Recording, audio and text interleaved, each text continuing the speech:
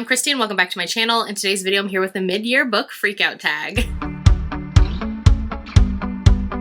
Alright, so I'm so excited to be doing this video today. This is one of my favorite videos to do every year. I always love watching everybody's videos as well, seeing all of their best, their worst, their favorites, all of the new authors they've picked up, all the things. It's so much fun. This is actually my 4th year doing this video, so I'm so excited to jump into these questions. Alright, so since it is the end of June, it's the perfect time to do this video. I'm just pulling up the questions.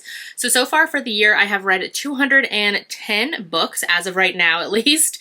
And of those, I've only had like 15, 16 5-star reads. So it hasn't been the best year ever for my reading, but it is what it is, right? All right, so I'm just going to jump into these questions. I have them all in the comments as well. So if you want to do this video as well, or if you want to share your answers in the comments, I'd love to see them. So definitely go check out the description of the video. It'll have all the questions for this tag video, as well as I will link all the books I'm talking about. So if you miss any and want to go back and see the ones I was talking about, go grab them for yourself. They're all going to be linked below, their titles, their authors, all the things. My Goodreads is also listed down there, and that's where I review every book that I read. So let's get into it. Question number 1 is best book you've read so far in 2025, and so for me it's going to be Unloved by Peyton Corinne. This is my top read of the year. I love this book so much. Honestly, no other book, even the other 5-star reads I've read this year, have hit me quite the same as this book, so this is easily my favorite of the year, which this is a sequel in a kind of standalone hockey romance series by Peyton Corinne. So the first book was Unsteady, and that was actually one of my top reads of last year, so I had really high hopes for this one, but was a little worried as well when I jumped into it. But I love this one so much. It's so good. Peyton Corinne does a really good job of blending like college sports romances, but also with characters with emotional depth and growth and mental health representation. It's just so stinking good. I love this book so much. So in this book, the hero and the heroine, they are college students, and the hero is a hockey player. And the hero also has ADHD, dyslexia, dyscalculia, and he's really struggling with his grades. So he actually needs a tutor. So he ends up getting paired with the heroine, who has a boyfriend when the story starts. And one thing about both of these characters is they are feeling unloved, as the title would suggest. So basically they have always dimmed themselves down, been very much people pleasers to please people in their families, in relationships, in their life. Just kind of feel like they're unworthy of love, and they definitely have treated themselves and let other people treat themselves pretty horribly. And so I loved seeing these two kind of connect and realize they are very much the same, and it's just so healing for both of them, and I love it so much. It's so good.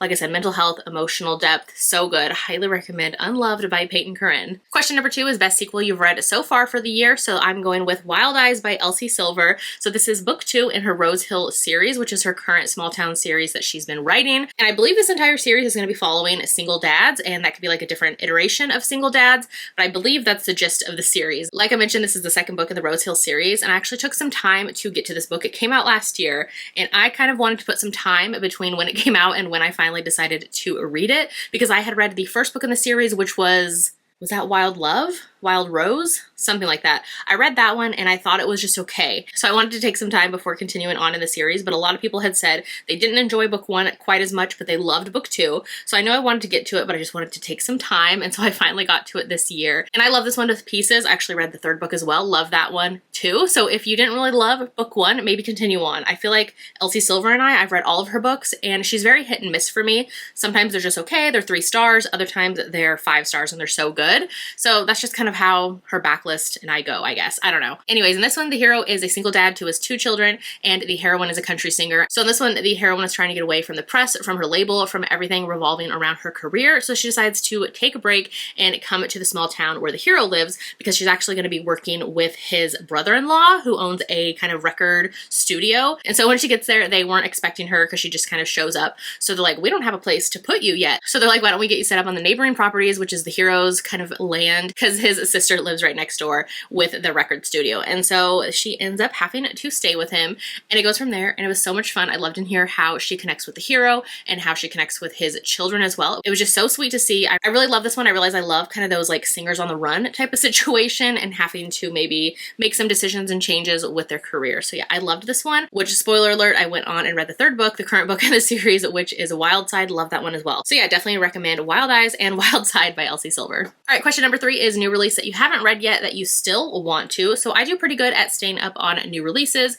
and reading those every month, whether they are through ARCs or ALCs, or I just like to stay up on new releases anyways, so I can know if I love them, if I don't, that I can recommend them to you guys, as well as I just like to stay up on my favorite authors as well and all the new releases. So there are though a few that I want to get to. So one of which is Plus Size Player by Danielle Allen. This is her newest release. It just came out at the beginning of June. So I'm waiting on my Libby audiobook hold from my library to come in. So should come in the summer. Can't wait to check that one out. And then I also have a thriller. So this is With a Vengeance by Riley Sager. This is a thriller author that I love. I've read all of his books. And so this is his newest release. And again, I'm waiting on my Libby audiobook hold to come in. So whenever that happens, I will get to both of these June releases. And then the third book that I have to get to is The Charlie Method by Elle Kennedy. So this is the third book in her Campus Diaries series. This was actually one that came out in February. I was sent this arc of it, and so I just never got to it. And so I need to do that because I love Elle Kennedy's books so much. I've read her books for probably like a decade now. I love her books to pieces. And this book in particular, I've been wanting to get to. I believe this one is MFM, if I remember correctly. I know people thought it was going to be MMF from what she kind of hinted at in the first two books in the series, but I think it ended up being MFM. So I need to get to it, which her books are always on the longer side. Yeah, this one is over 500 pages. So I need to get to it, and I hope to do that soon. Question number 4 is most anticipated release for the second half of the year. So I have quite a few here. First up is Chasing Shelter by Catherine Cowles. This is going to be book 5 in her Sparrow Falls series, and I cannot wait. It actually comes out in July. She has another release this year as well, which is Secret Haven, and I believe that one comes out in October. Can't wait for both of those. I love her books to pieces. Romantic suspense, small town, can't wait. Another one is By the Horns by Ruby Dixon. This one I believe comes out in the fall, and this is a follow-up to Bull Moon Rising. I love Ruby Dixon's books. I've been reading her for years, and so I'm so excited for this one. Monster romances, I can't wait. Another one I can't wait for, which also comes out I believe in the fall, is People Watching by Hannah Bonham Young. This is an author who I have read all of her books, and I love them so much. They really work for me, so I'm excited to get to this one, and I think the cover is really cool as well. We have Eclipse Empire by Tessa Hale. This is the second book in her Wolves of Crescent Creek series, and I cannot wait. Why Choose, Wolf Shifters, Fated Mates vibes. I'm so excited. Book 2 in a trilogy. We have The Lost Story of Ava Fuentes by Chanel Clayton. This is a historical fiction, and I cannot wait. This is one of my favorite historical fiction authors. I've read all of her books, and I cannot wait for this one that comes out in the fall. And the rest of these come out in the fall as well. So we have Soul Searchin' by Lila Sage. This is a new book from this author. She recently finished up her Small Town Cowboy Western series, and so now she is switching gears, and I believe this is paranormal with ghosts. I'm very excited. The cover alone, she always has the most gorgeous covers, and I cannot wait. Speaking of kind of ghostly things, we have Good Spirits by B.K. Borison coming out in the fall as well. I believe this one has to do with ghosts as well, but it's also kind of Christmassy, so I'm excited for all the things. I've read all of B.K. Borison's books, and I just love them so much. And then the last one is The Wrath of the Fallen by Amber V. Nicole. This is book 4 in her Gods and Monsters series, which is a fantasy romance series that I have been obsessed with. Morally gray characters, villainous heroine, all the fun things, and I can't wait. One of my favorite fantasy romance series. So those are just my top ones that I'm excited for the last half of the year. Question number 5 is biggest disappointment of the year. So I think I included 4 on here. So the first one I have, and these are mostly because either I was expecting more, or they were a favorite author that I wanted to continue on in, or maybe it was an author that I just realized isn't for me anymore and I need to just maybe stop reading her books. So first up is A Rebel Without Claws by Juliet Cross. This came out at the beginning of the year, and it was the start of a new second gen spin-off series. So the Stay a Spell series was the original series. It's contemporary, it's like paranormal, where we're following these witchy sisters who all ended up finding their mates. And those were like wolf shifters, vampires, Grimms, all the kind of things. And so that series I love to pieces, and so I was really excited for the second gen series. And I don't know, this one just didn't hit the same. Like, it was fine, but it just wasn't everything I was expecting. It was very insta-lovey, and I just expected more after loving the first series. So that one was a disappointment for me. Another one actually by Juliet Cross is Firebird. This is the only book that I gave 1 star to this year. This book, I had an early copy of it, so I had an advanced listener's copy, and this book was like not marketed right in the beginning. So this was before I even knew what the tropes were, and as soon as I got into the book, realized it's like a master and slave dynamic with like a fantasy romance, kind of like dragons and set in ancient Rome. And so this one, major miss, absolutely no from me. Did not like it, didn't like the vibes, really didn't like the dynamic of the characters. It was a major miss from me. And then of course, once it came out, a lot of other people had problems with it as well. So no surprise, did not like that one.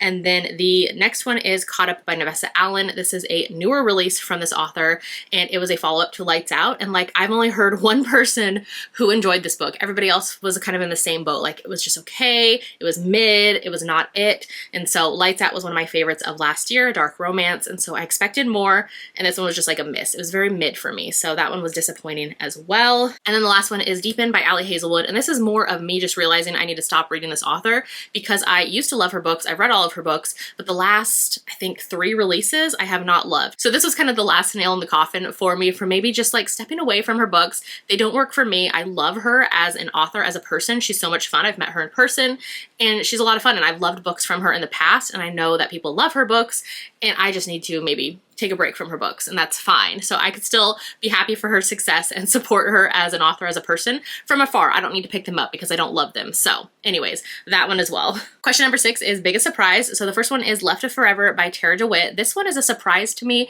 because I had actually thought I wasn't going to read this author anymore because they were all just like 3 stars for me. They were always just okay. And so this one I was sent an early copy from the publisher as well as the ALC. So I decided to give it a try, and I actually loved this one. So this is a second chance between a divorced couple, and I love this book to pieces. It worked for me so well. The cover's stunning. So that is why it was a surprise to me, because it was an author that I maybe didn't think I was going to pick up again. So I love this one. They're going on a road trip together to take their son to college, and it is their second chance romance from there. And what I loved in here is we don't get like flashbacks. We really just focus on where they are now and moving forward. And I just loved that. So yeah, Left of Forever by Tara DeWitt was a surprise for me this year. Another one is one that I just finished this week. So this is Battle of the Bookstores by Ali Brady. And so this is an author duo that I had never picked up before. And so this was a surprise to me because I wasn't expecting too much, not gonna lie, but I decided to check out the audiobook from my library because it was available. And this one was such a surprise. It was so cute, so charming. I gave it like 4.5 stars. And so it surprised me in that way because I wasn't expecting much. I thought it would just like pass the time,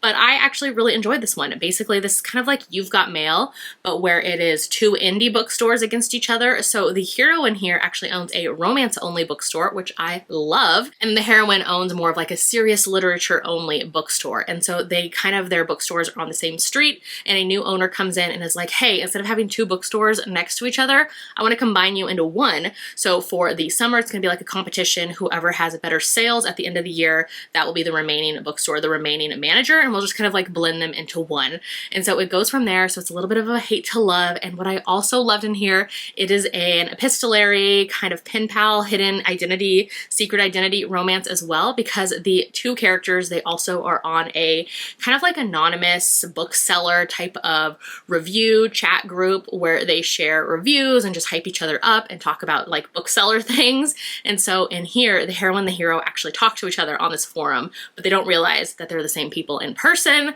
So that just added another fun layer. And so I really enjoyed this one. It was just such a nice, fun surprise. So that is another biggest surprise for me this year. Just like a really cute, fun one that I highly recommend, especially like book lovers, like all of the bookstore, the bookseller type of conversations. It was really fun. Question number 7 is new favorite author. So I have read a ton of new to me authors this year. I have a whole list of them, but for the favorites, we're going to go with Emma Hamm. I read Wave Song and then Whispers of the Deep from this author. Love them to pieces. Definitely want to check out more from her. This is kind of like a monster romance series where there are mer people and then humans who have to live under the sea, kind of like Atlantis vibes. It was giving me everything that I ever wanted. So there's like a communication barrier between them as well. And I just love both of these, so definitely want to read more from her. Another one is Amelia Rossi. She writes mafia romances under this pen name. She also has another pen name that she writes, I think, Omegaverse Why Choose situations, which I want to go check out, which that one is Amelia Emerson. But for Amelia Rossi, she writes mafia romances. So I loved his Tesoro earlier this year. She also wrote his Juliet in the same series, and they are mafia romances that feel so fun and so fresh, but also like those nostalgic mafia romance vibes from like maybe 10 years ago, those kind of era of mafia romances. So I love that, but they have like disability rep and really good like mental health representation, and I just have so much fun with them. Speaking of mafia romances, Gabrielle Sands, I recently read her mafia romance, which is Be With Me. I love this one so much. It was such a fun surprise as well, where a hero is just like absolutely obsessed, falls for the heroine so fast, and she is the daughter of the mayor-to-be, and her father's whole campaign is to take down the mafia in New York City, and that is where the hero, his family is one of the mafia families that her father wants to take down, and so it has that enemies to lovers vibe, but the hero becomes obsessed with the heroine, and it's just so much fun. So Gabrielle Sands fans as well. I want to check out more from her. And then I have a couple historical romance authors that I want to check out more from as well that are new to me. So we have Connie Brockway. I read As You Desire earlier this year and loved it. This is a Victorian historical romance but set in Egypt, and it was so much fun. Love this one so much because the hero in here has dyslexia. It's a friends to lovers romance. So good. So I definitely want to check out more from Connie Brockway. And then also Linda Ladd. I read Lilacs on Lace this year. First of all, this stunning Scottish Highlands, gorgeous step back. So I want to read more from Linda Ladd as well because this is one of my favorite historical romances I read this year as well. All right, question number 8 and 9. I'm actually going to combine them because this is like newest fictional crush, new favorite character, new favorite couple type of situation. I'm just going to combine that because I don't really like have crushes on characters usually, but like I will love them together with their like partner that they find in the story, or I will love them as characters, if that makes sense. Like I kind of keep them in the book world, like they're a favorite character and couple in their story, if that makes sense. So I'm just going to combine these two. So the first one's going to be the hero in Out of the Woods by Hannah Bonham Young. So in here, the hero and the heroine are actually married. They got married when they were teenagers, super young. And so now it's years later and they're trying to discover if they still have that love for one another. They were meant to be, kind of all of those things. So it is a marriage and crisis romance. And the hero in here just has like very kind of quiet acts of service type of quiet love, which is one of my favorite things.